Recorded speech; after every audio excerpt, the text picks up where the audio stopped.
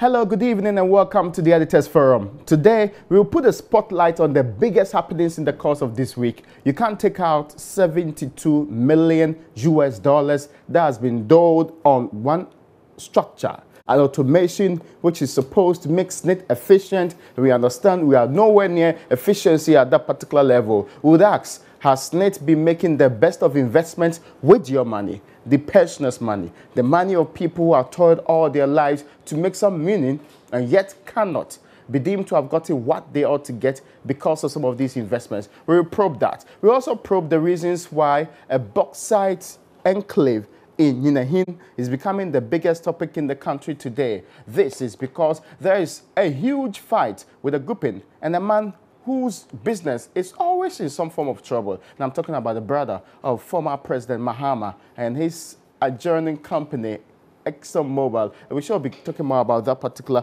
issue too as the issues move into one other area that you should know about. Now, just before this week ended, yesterday, the MPP went to have a conference in Cape Coast. We'll be looking at the highlights of that particular conference. Well, the president has been talking about the economy. Dr. Baumia has been talking about the economy, raising some very good things that's happening. And we're barely a week to September. We know, as they say, all the big things will happen to Ghana's economy within that particular month. But we're moving on beyond Ghana's territory and be dealing with our neighbors. Of course, we're once together when they had portions in the Transvolta Togoland. And this is to do with Togo. Some form of an indirect hegemony the people are seeking to overthrow. Will the power lie with the people or the government to stamp its authority? We'll be asking some of these questions and seeking answers with the people who know best. After this break, I'll tell you who my guests on Editors Forum today are, and we'll continue our conversation. My name is Raymond Aqua.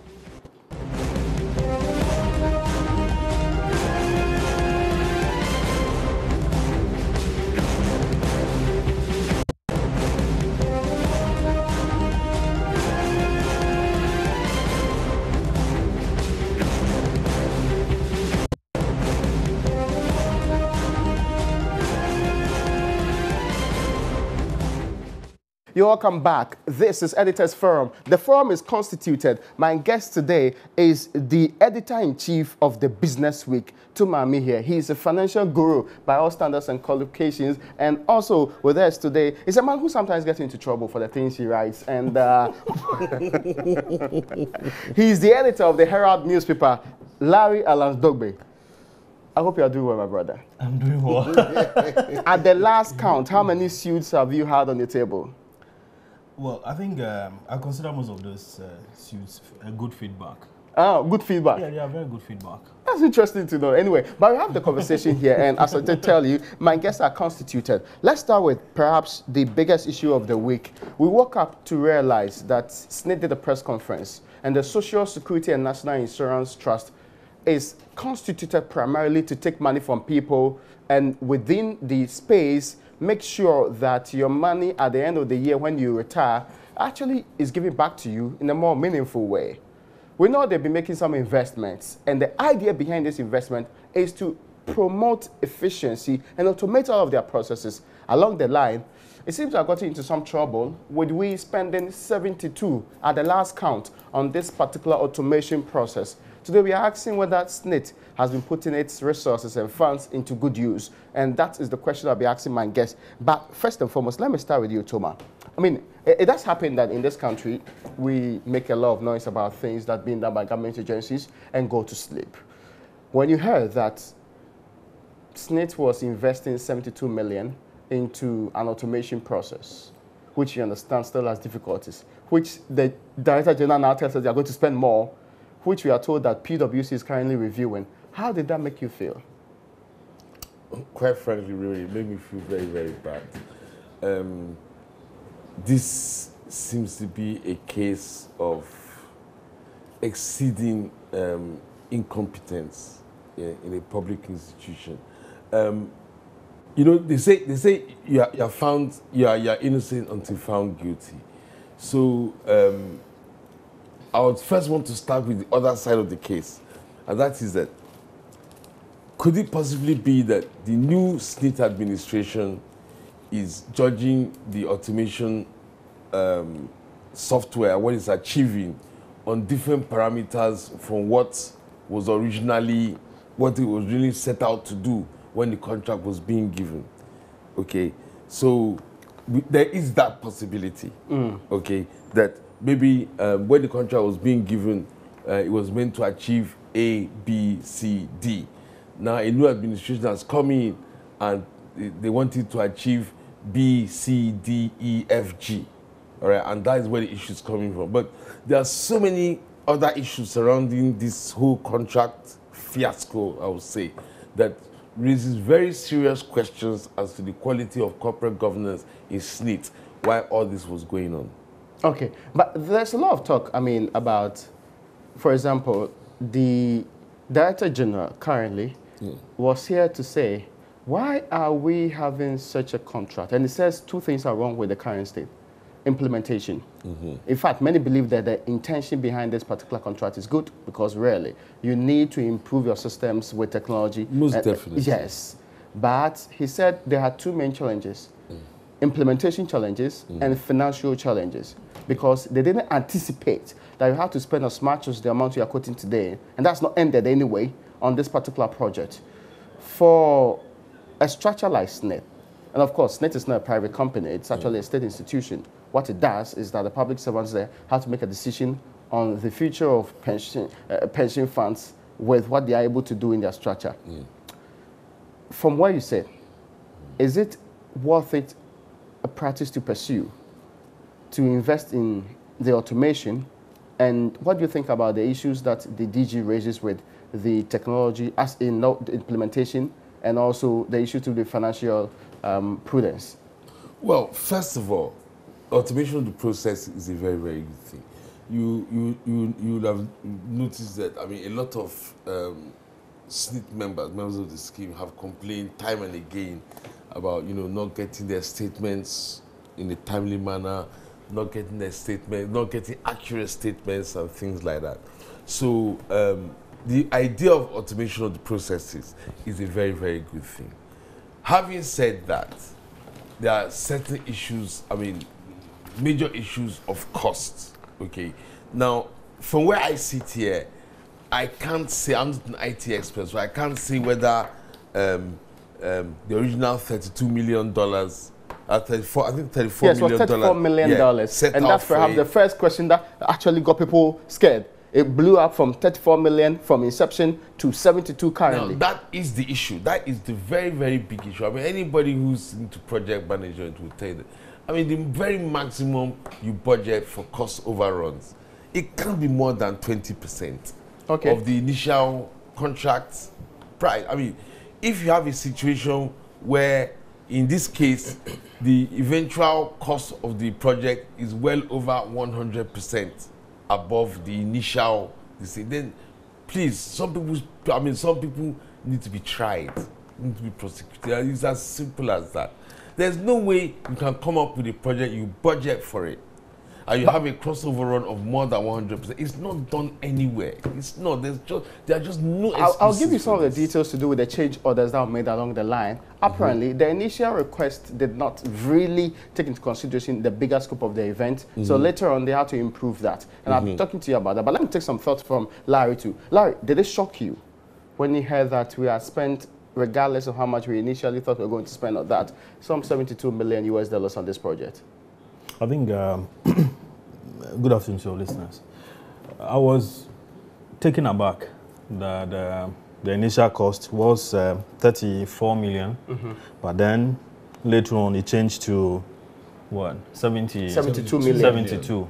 But your synopsis there is, stating $70 million. Yes, over 70 million. Okay, so now I might say again, just like Thomas, I am not an IT expert, but I think a week or two before this whole thing blew up, the Herald, which I work on, we started looking at, we had picked up certain information, and certain names came up.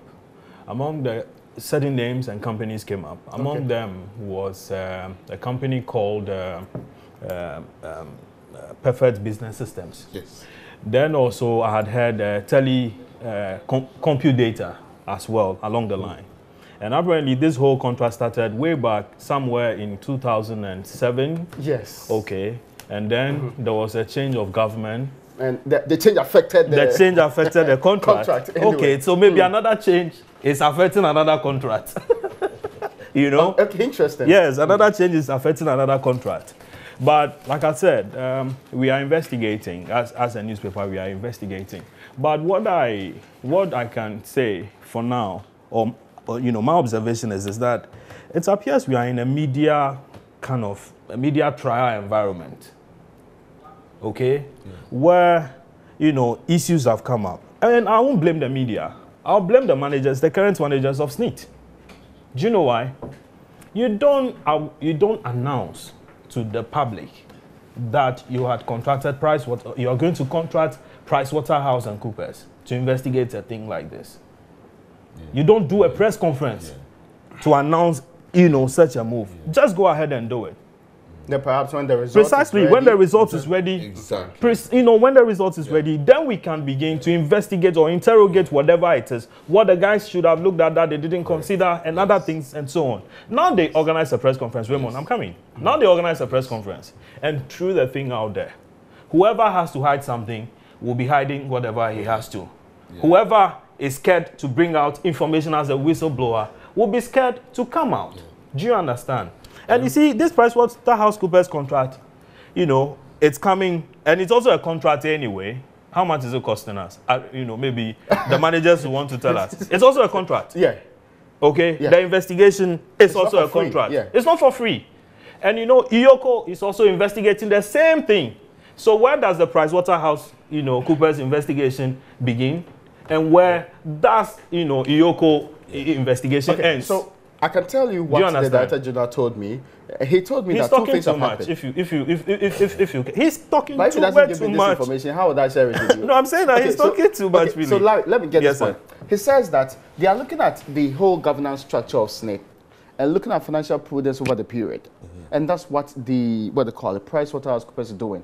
On the other side, and that includes the OBS. That's what this structure is about. They call that OBS, and also what IOCO is doing is that it has picked up some information about financial impropriety and is investigating specific people and specific transactions. So that is where the difference between what the PwC and the IOCO is actually doing. But I get your point when you say that maybe you should have waited for all of this to go down. But he also hints that this issue was already in the media before they were asked about it at the press conference. Let me tell you something. Okay, before I'll come back to you. Let me tell you something I picked up.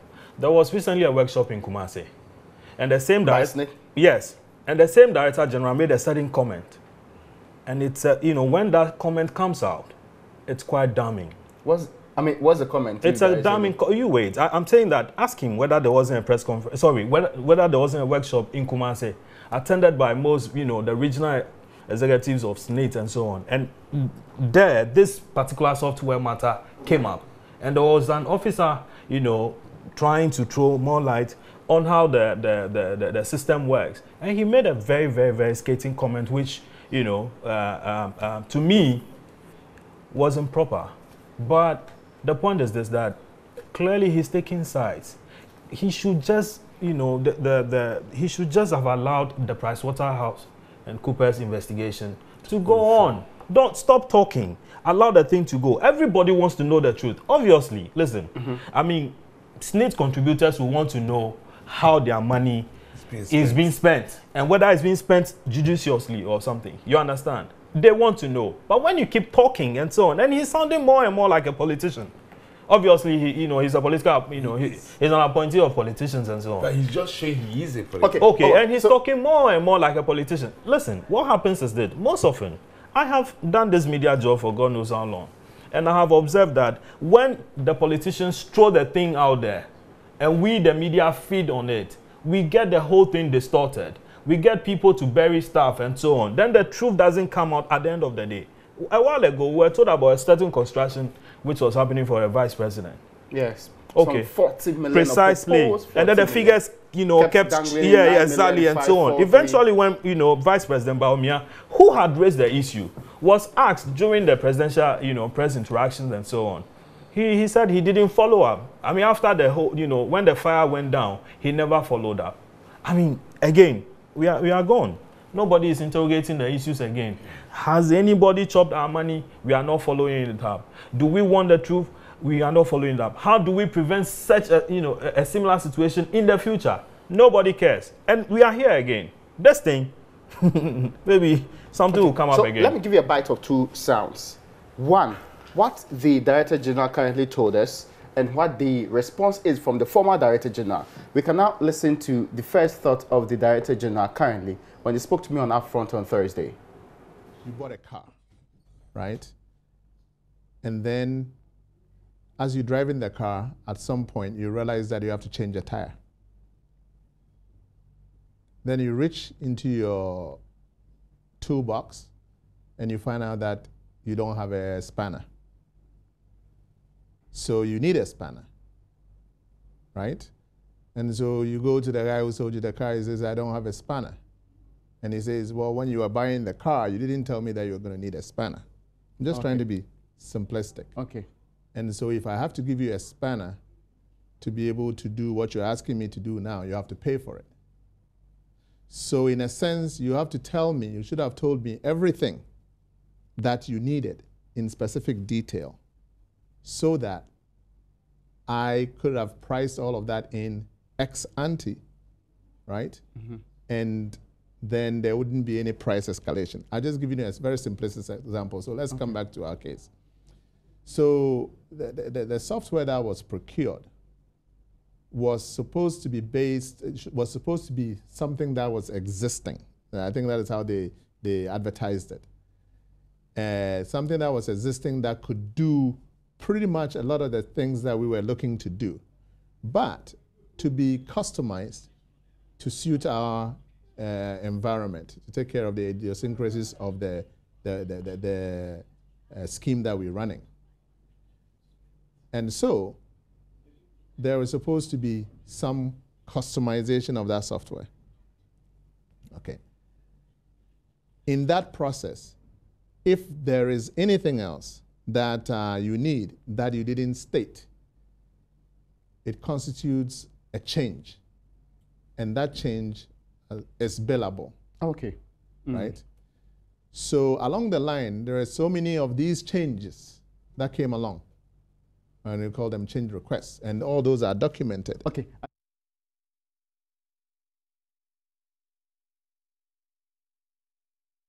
So I guess when I went to SSNIT, I also saw some of the bills that were coming to me.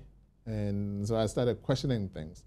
And my board chairman also had the feeling that they, as a new board, needed to know what kind of SSNIT they were inheriting, they were taking over. Okay. So it became clear that we needed a baseline review. We needed to draw a baseline.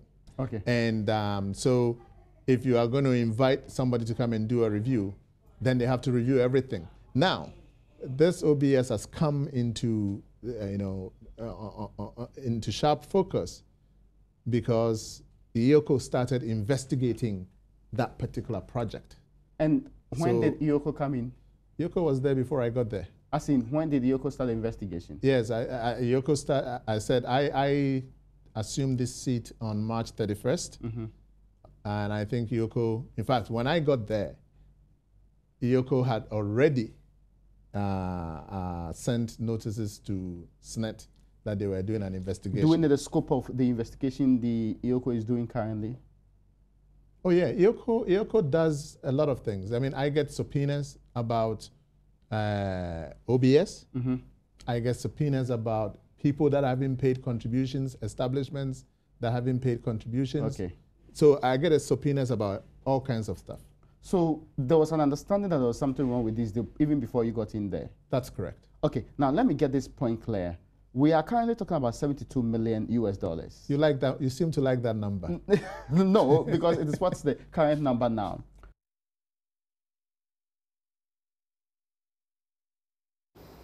So welcome back. This is what the current Director General told us about why we have 72, so 34, which was initially the contract sum He also explained what's currently happening with the probes currently happening. But the Director General who exited office for this man to take over that particular office, that is the current Director General in the person of John Oforinton-Kran's predecessor, Ernest Thompson, has also been speaking to us. We can listen to what he said in response to some of these issues.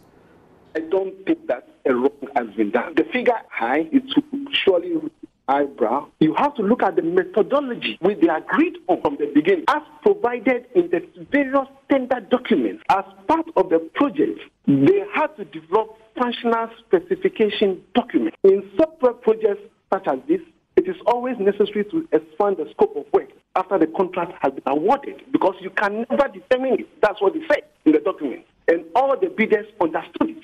So various teams were formed to develop the functional specification documents. And these were then used to customize the software. Point number 2, in the customization of the software, SSNIT asked for a lot of more functions to be added on. Unfortunately, or coincidentally, while the software was in use, the law was also changed, and that demanded another customization of the software. Well, that is Ernest Thompson, former Director General, whose tenure, of course, let's be clear, there was one Frank Odum who was actually Director General prior to Ernest Thompson taking over. So he completed much of the processes that led to West having this particular automation system working the way it ought to work. So back to where we are in the studio now. Toma, you heard the claims made. You heard the responses to why we had 34 initially and 72 finally. When you put in your financial lens, are you convinced this was prudence? Absolutely not. First of all, Ernest Thompson has just said that it is like he's trying to imply it's normal practice that a contract, after it has been given, is reviewed upwards to encompass more things. That's absolutely untrue. What is budgeting all about? You come with what you want and you allocate an amount, you're going to pay for it. All right? Under the current system, gift miss, which is now in play in terms of managing public finances, this would never have been allowed. It's not possible. You have an allocation, you've budgeted a certain amount for something. You can't say you're doing reviews to the extent that the scope of the project doubles after money has been budgeted for it. It's not possible. It's not done.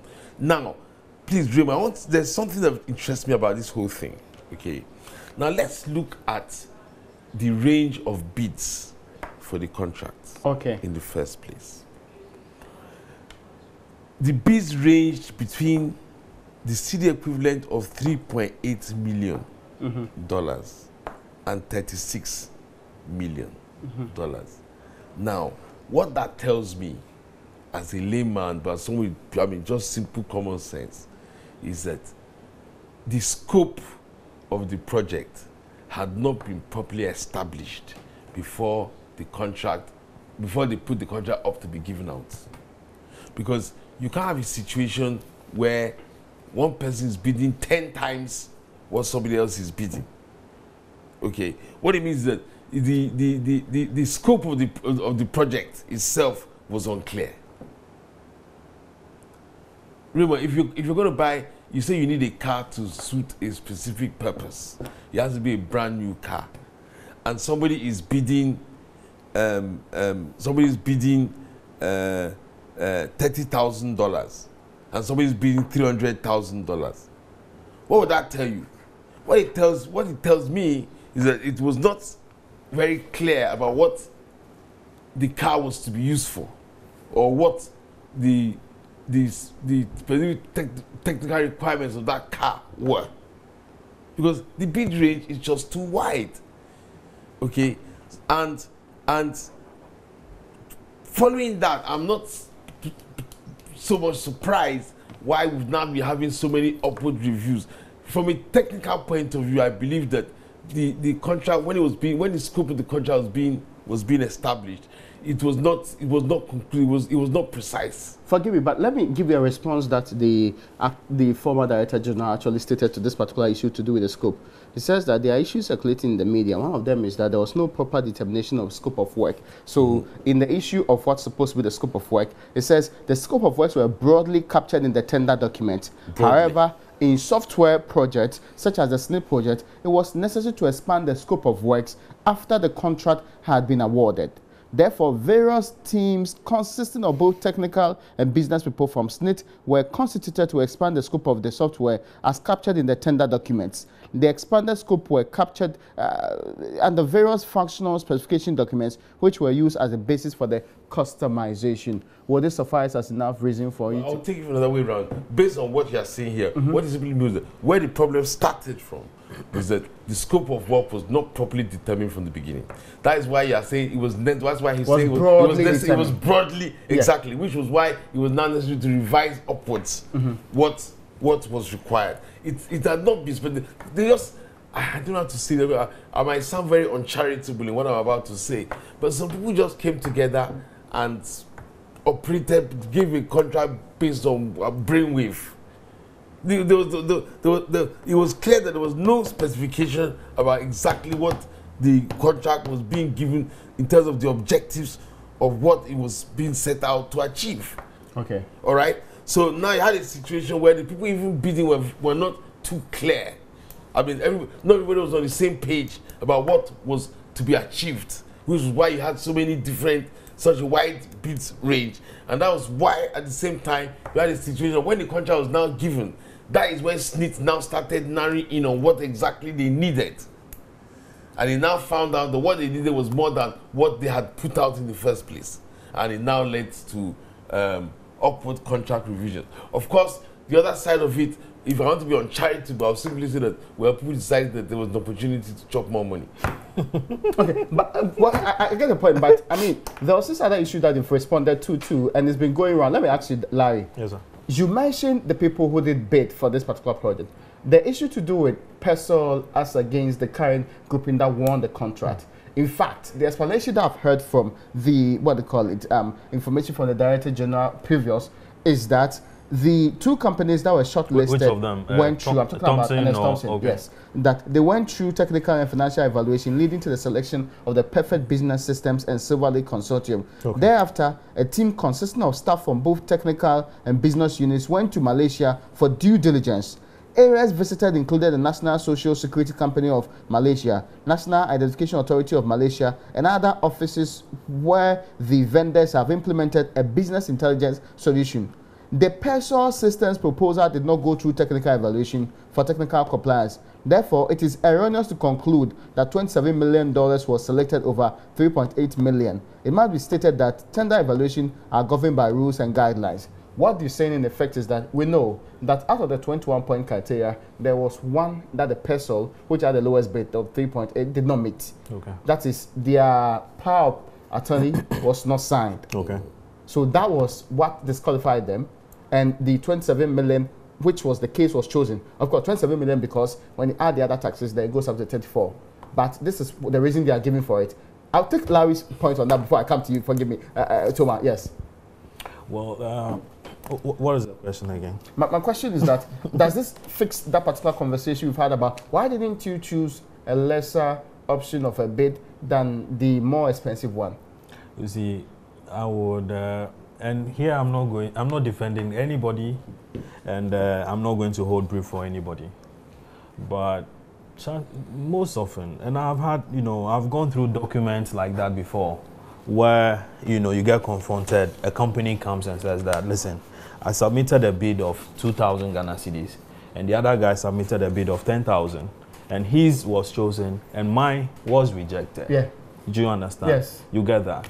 But then you begin to ask, you go and then ask the people who, superintendent over this job, and they tell you that this and this and this and this is what we're getting from this particular one, and this is what the other one fell short of. So now, what have we, like I said? But we know that the one that won the bid actually met all the 21-point criteria. Okay. But the question is being raised about The cost. How You see, this whole argument. How would an entire process be shut down if we chose one that was cheaper and strikingly cheaper than that particular option? You see, I will take a, I will quote what President Kufuor once said, which was to the effect that we know the cost of everything, but the value of nothing. Do you understand? And that is where I'm coming from, that should we take our time? Can all the people talking just, hold their horses? Let us properly investigate this thing. Thomas was talking about, he is even at a loss as to what exactly it is that this whole software thing is about. Am I lying? Yeah, I mean, because I don't even SSNIT precisely. Sure So you see, then, the PricewaterhouseCoopers investigation or forensic reports will be able to strip everything bare. Yeah. What we are to know, what the contract is supposed to take care of, which it didn't take care of, and that we are still here, and or SSNIT is still grappling with whatever it is that they sought to correct. You understand what I'm saying? And then we'll be able to find out whether or not PESOL, as you mentioned, or any other company which bidded for that, which bidded for the contract, whether they could have met all those things that the eventual winners of the contract couldn't do. I would urge that we should just, because very often the money is huge, and looking at our poverty situation here and so on. I mean, anytime figures are thrown out there, people get shocked, and out of that, everybody starts talking and so on and so forth. And I remember the construction of the Flagstaff House and the issues that it generated, and President Kufuor's comment that we seem to know the cost of everything but the value of nothing. Which you really opposed at the time. Yes. I don't know. No, I don't know what you mean by I oppose. This is not a comment that you took in good faith and thought it was representing the situation. No, I think, listen, I mean, I don't know what you really mean by that, but, I don't know what you really mean by that, but, I think that it makes sense that we should actually look for the value of what is being thrown out there. And that, the forensic reports should be able to strip all this. Let everybody assure himself, or, whether you belong to side A or side B or side C, the document is there. That, the investigators can properly attest to whatever it is that they had put on paper. They had spoken to all the parties involved and then make their recommendations and even say that, listen, this person has gone wrong and he went wrong to this extent, and that we should, indeed charge those involved with causing financial loss to the state, if that is what it is. Okay, but Thomas, yes, you have a thought. I quite agree with Larry. See, what he's put on, I quite agree that we don't have sufficient information to pass judgment. But one thing I want to point out, for the first time you're doing you are getting somebody to do forensic investigation for you, and you actually hold a press conference to announce that to the whole country.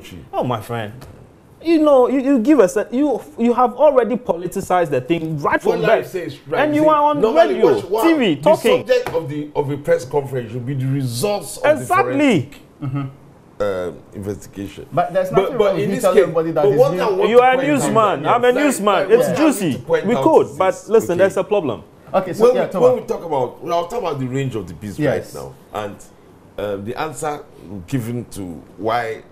So this is the difference is that the lowest bid, there was no power of attorney.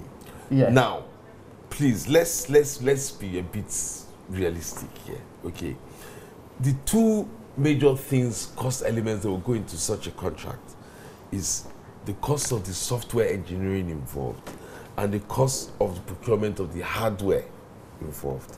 Now, there is no way the absence of power of attorney, which is a legal issue, not a technological issue, can be responsible for a difference in bid price of 4 times the other. You understand? Power of attorney is a legal issue, it's not a technological but that is to say that it didn't meet the criteria at all. It didn't meet yes. I quite agree. You did not fulfill one of the 21. Yes. Which was right. I quite agree. It had to be rejected. No matter how low it was, it had to be. It had to be rejected. And that would have been procedural anyway. Exactly. What I'm trying to say here is that, yes, it wipes it off. But behind that one thing which was a very important thing, which disqualified it. The major issues, the major cost elements that go into a contract, you can't say that one thing, no matter how important it was in terms of procedure. I mean, okay, let me put it this way. It was very important in terms of procedure, but how important was it in terms of cost input? Okay. All right. Then you have one person's bid being 1/7 the that of somebody else's bid. All right. Yeah. When it comes to the costing of what goes into delivery of that contract, I don't think it's a power of attorney would result in one person's contract bid being 7 times that of another person's contract bid if the parameters and the requirements, the delivery requirements for that contract were equally known and agreed across boards. Okay. Okay. You know what I'm saying? Exactly. Because that is a legal issue, a key legal issue. It was, I agree, it was enough to disqualify the lower bid, definitely, because it was. I mean, you can't go through that procedure. So forgive me. I mean, I'm asking you a question. If it were to be you, would you have just called them to come and provide a signature to the power of attorney? Would you have just called them? Well, if you want to get value for money, and that was the only problem with it, that would have been a very good way out. That would have been a good way out. Okay. However, I suspect that there were other issues as well. I mean, I think this was... but they indicate, and it's also stated that there... is the only issue. That was the only issue. That's the only difference. It says that Persol did not go through technical evaluation for technical compliance. Whose document is that? This is what Ernest Thurston provided as information to why they decided to choose one over the other. Okay. Yes, so that's actually the part I'm quoting to you. And it states clearly that 21 criteria, as outlined in the evaluation, were the mandatory qualification for a company to qualify for technical and financial review. These were captured in the tender documents and were available to all tenderers. So they knew that you had to sign the, what they call the power of attorney. And proceeds to say the 2 companies that were shortlisted met all the criteria. They went through technical and financial, what they call evaluation, leading to a selection of the perfect business systems and civil consortium. And also proceeded to say that a team consultant staff from the technical side went to do the evaluation on this particular stage. So the understanding is clear on why this was chosen over the other.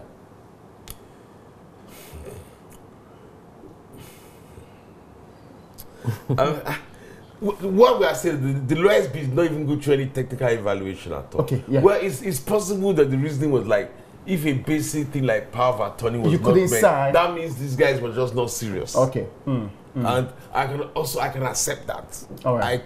I can accept that. All right. I want us to now, forgive me, you're concluding on that point. Yeah, but I'm still saying that put the power of attorney aside. The difference in costing is too huge for me to believe that everybody was on the same page from a purely technological point of view.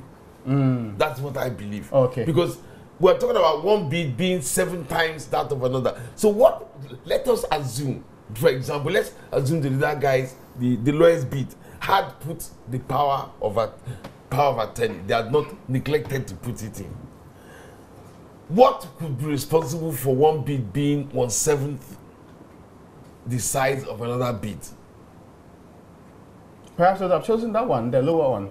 Yeah, so I really don't know what really goes into. So I can't really, all I'm saying is that if you are going to buy a car, if a car is to achieve, it has certain specifications to achieve a certain thing, I find it hard to understand how one bid could be 7 times that of another. Okay. Unless both parties, those 2 extreme parties, were not on the same page in terms of the specifications required and the objectives to be delivered. That's what I'm trying to say. And that's what I'm trying to say. That SSNIT, okay, so one understood the broad specifications differently from the other one. Exactly, and I think that is what led to all these so-called upper reviews later on. SSNIT itself, at the time they gave the contract, was not clear on what it wanted. But is it also fair to them? Mostly, are the broad specifications not given? Then later on, we come and sit and talk about the details. Isn't it so? Just like in this particular case, the amount was even quoted around the broad specifications. Well, if that is the case, there is a case of poor corporate governance. Because if I'm going to give a contract, if you're going to give a contract out for somebody to maybe renovate your house, I think you'll be quite specific on exactly what you want. Yes, the rooms I want painted, the paints I want, where I want painted, how I want it done. Exactly. I don't think, just think of if it was you and you were renovating your house and you know exactly what you want, I don't think you would have a situation where you agree a price with somebody, then later turn around to say that the details, the price more than doubles. It just doesn't make sense. One other reason they gave is that there was a change to the law, and it says that they changed, and this particular point, the software change request was largely to an amendment of the National Pensions Law Act 883, which was enacted after the OBS contract was signed. Additionally, there was a board decision to ensure pensioners from private companies are paid based on the contributions that have actually been paid for. This required the system to be further customized to meet the decisions of the board. Would you accept that particular rationale? Not for 100% price, not for 100% cost increase, no. Not for 100%? No. What you are saying is that the cost of customization was more than the cost of the basic contract in the first place. Yeah. No, I want to accept that. Maybe I'll take final comments on this particular issue. And that. I'm moving into the point where I'm asking a bigger question. Could SSNIT engage better? Are pension funds being put to prudent use? For example, would a private company make such a decision? No. And what does it say about how we structure our things? And now let me start from you, Larry. Yeah. This is not the first time we've heard anything to do with SSNIT and some contracts or arrangements and how money is being used by that particular institution, where they chose to invest our money, for example. Yeah. Do you think that SSNIT is... I'm sure you recall Obotan. Yes, I was about making that particular example. Do you think that SSNIT is putting the Ghanaian pensioners' money in good use? I don't know, but I think that, yeah, I really don't know. I don't know whether they are doing so or not. But what we see most often, are buildings, estate buildings and so on that they allocate to workers and so on and so forth. Recently they've gone into the energy sector, the Senate, power projects and so on and so forth. We have to look at the details as to what the returns are over the past 5-6 years. However, I'll ask you a question.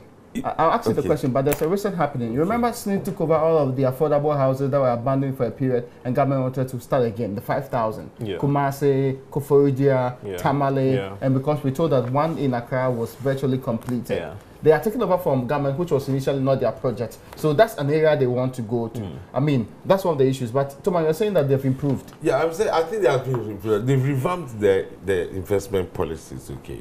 However, there is still a very big issue, and that is the issue of balancing SSNIT's investment objectives between purely commercial investments, which means maximizing returns in order to maximize the benefits that pensioners get when they retire, and financing government's development objectives. Okay, which is a different thing altogether. You understand? The fact that SSNIT is the biggest institutional investor in Ghana, it has the largest catch of long-term funds. Now, government has its own development policies or development objectives, which cannot be fulfilled from commercial funds. For example, you can't get banks to do it because banks don't have long-term deposits. So when government has a project it wants to do that will not provide commercial returns for maybe 6-7 years, who would they turn to? It's SSNIT. You understand? Who would they turn to? Is that an indication that SSNIT has free money? No, it's not. It's just a matter of the fact it's controlled by government, which is why they introduced the 3-tier pension thing in the first place. Now they've brought in private sector participation. Now what has happened here is that because of the problems of the transition, where participation, the monies that pensioners have put into the second tier were held up with the Bank of Ghana until very recently and put in treasury bills and that. Until, because of that, you'll not be able to see the kind of returns on investment. But I can bet I can bet all 5 or 10 fingers on my hands We'll cut it that all. 2-3 years from now, when you compare returns on investment on SSNIT's investment portfolio with that of the better performing private sector pension scheme operators, you will see a very big difference. Okay, so now that's Very the point big that difference. has been made by one man who actually formerly headed the NPRA, as National Pensions Regulatory Authority. Yeah. He says, shut down the SSNIT, put the money into private, what they call it, pension funds managers. They'll better give you value for money. They will assure you that you get better money to put it to good use, rather than having to leave it with SSNIT. However, at the cost of some of government's development schemes, Projects, some of which are very important, like for example, the power, the energy thing. Okay. These things might not be immediately commercially beneficial, all right? But they Who said are it? important strategically. Who said it? Who is the former CEO? Yeah, Dr. Sedo. Okay. Yeah, okay. Yes. You know, so you have to draw, you have to decide on what balance you want there. Okay. But in terms of returns on investment, the private guys are going to do far better. So I can bet my 10 fingers on that. But if their primary duty is to take care of the funds of pensioners, shouldn't they first and foremost be looking at the business side of that, rather than any extraordinary funds? Should But they be is allowed that, to perform? let me pose Thomas Yes. this question. Is that an indication that the private sector does, always does better than the public sector or something? Without putting It's not mostly I the would case. say that the public sector does worse than the private sector. It's not like the So it's the other way around. It's the fact that the public see, sector does so badly. you know. It does horribly badly. Very. That's But it the makes the different issue. private sector But look go- good. Go and, Yeah. check, go and check out the returns. Let me just give you an example of how Yeah. bad public sector fund management is. I was going through the PIAC. Yes, the Public report. Interest Accountability Yes. Committee. On Basically, how those we who are check on spending our our oil money. Yeah. And I now found that the investments we made in 2016, okay, on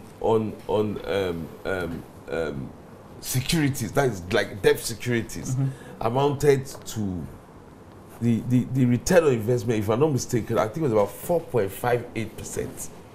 Returns, 4.58%. For heaven's sake, we all know that last year, if you had invested in only treasury bills, even 91-day treasury bills alone, there's no way you could have made less than 12%. In fact, less And than it's 16%. yeah, because the thing 16.23, dropped super from five, over yeah. 20, it ended the year at 16. Yeah. So how are you delivering returns of 5%, for heaven's sake? I don't want to go into that, but that's why I think somebody has been stealing public money, and we're just keeping quiet about it. Okay. But, Yeah. But it makes a lot of sense. I mean, it's sort of That's financial public sense. sector Yeah. for you. It's well, I it mean, does. But you see, recently two private banks collapsed, Yes. and a public bank was called to go and take over its assets and manage it. Yeah. Okay, but Its liabilities, and then sort it out and so on. So I don't think that it's wholly the case that the public sector performs badly. You see, Apple, Microsoft, Samsung, and others. It's human beings who make this thing possible. Okay. They just don't come out of the blue. But It's how human is it beings. that it looks like the public For manager the is always avoidance of- problematic? Larry, for the avoidance of doubt, Yeah. why SSNIT gets away with it, SSNIT is underwritten by governments. All right. So when SSNIT messes up, government underwrites the cost. So government should underwrite the public So what we are sector. saying, if you say that the pension should remain with government, because in case something goes wrong, government will underwrite the cost to pensioners. That will have a very, very strong case. Okay. Because if something goes wrong with private sector, and it has, even in America, in Britain, in the 70s and 80s, when they were deregulating the pensions market, things did go wrong. Yeah. I remember this famous journalist, was it Robert Maxwell or something, the one that committed suicide, that jumped off his boot. After mismanaging pension funds to the tunes of about $1 In fact, the billion. definition of Ponzi scheme from that particular Exactly. point. So if you say that, I will 100% agree. That is the only problem I have with private sector. Pension is not something you joke with. When somebody works from the age of 22, 23 to 60, and he retires and suddenly finds that where he has been putting all his pension contributions Has for not the past yielded 40 much. years, Yeah. and it has vanished. Even the principle has vanished because somebody has misused it. Then it's like you've killed the person. In the case of government, in the case of SSNIT, that can't happen, because if the money has been used, government will have to just pay Just from its pushing own money coffers. to- yeah. And that is a very, very strong case for keeping SSNIT there. And I think that is why, even though they've deregulated the market, SSNIT remains the single biggest one. Yeah. All right? Because they want to make sure that even if something goes wrong with the private sector, no matter how tight you regulate it, if something There's a goes buffer wrong, to there's deal a with it. buffer. Yeah. SSNIT will be the buffer. And I quite agree with that. But what you asked me was about the quality of investment. Yeah. And for quality of investment, it's a no-brainer. Private sector is better. Now, when Larry brings up the issue of, public sector versus private sector, as a whole, which one is safer, then I would say public sector. Okay, that's interesting. Because government is there as a buffer. which Yes, private but sector you does see, not. I mean, I'm not talking about public sector being safer because of the underwriting.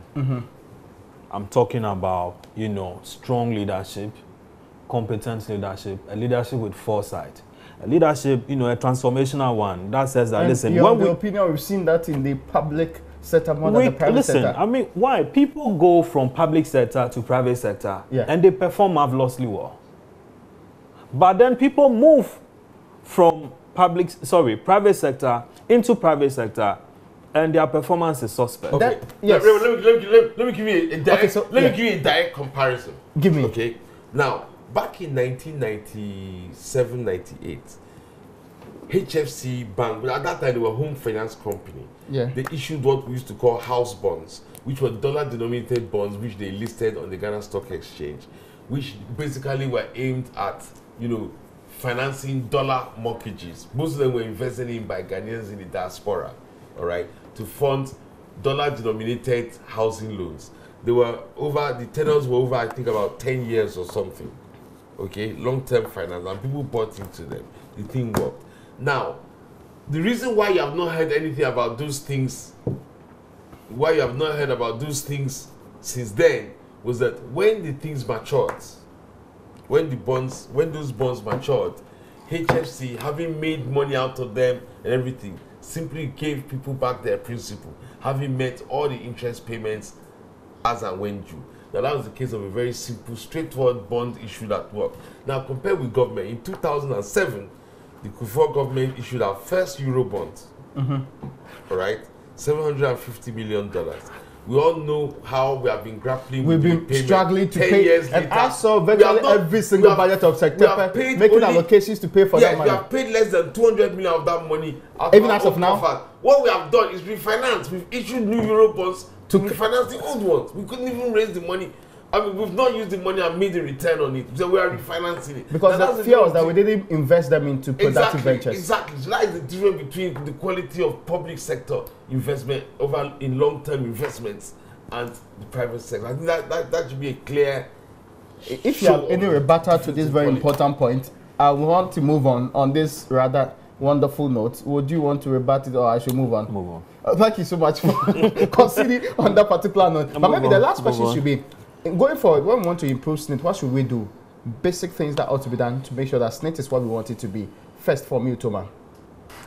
First of all, we need to set performance parameters that have to be met. Okay. In terms of yield on investment, minimum of these. You benchmark it, rates change all the time, but you can't have, look, the safest investment are treasury bills. And when you're doing pension investments, they have to be safe.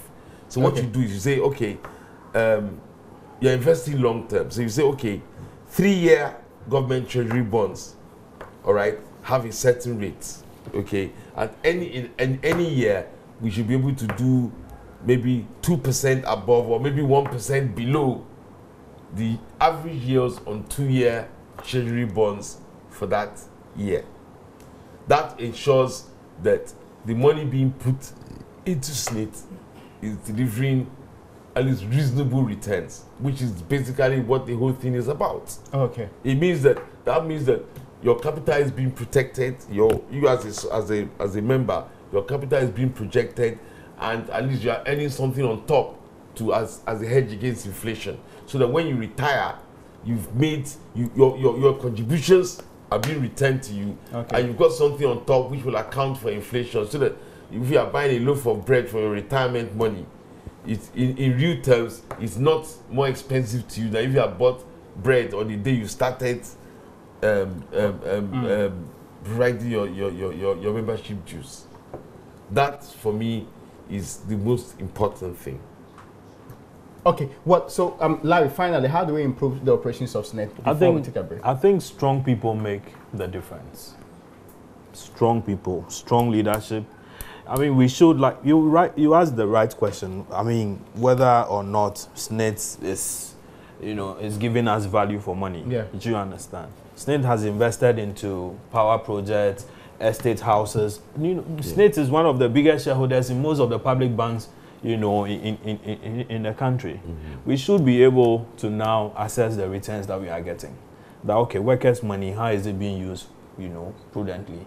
Can they, do it in such a way that the workers will directly, trade with SSNIT?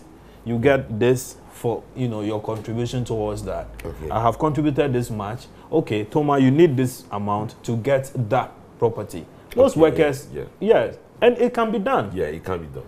I agree. It can be done. Totally. Okay, that you have saved this amount of money, with SSNIT for your future. Okay. And that, okay, SSNIT can tell you that, Raymond, we know you have this amount. If you could top up at this value, you could get this. Yes, yeah.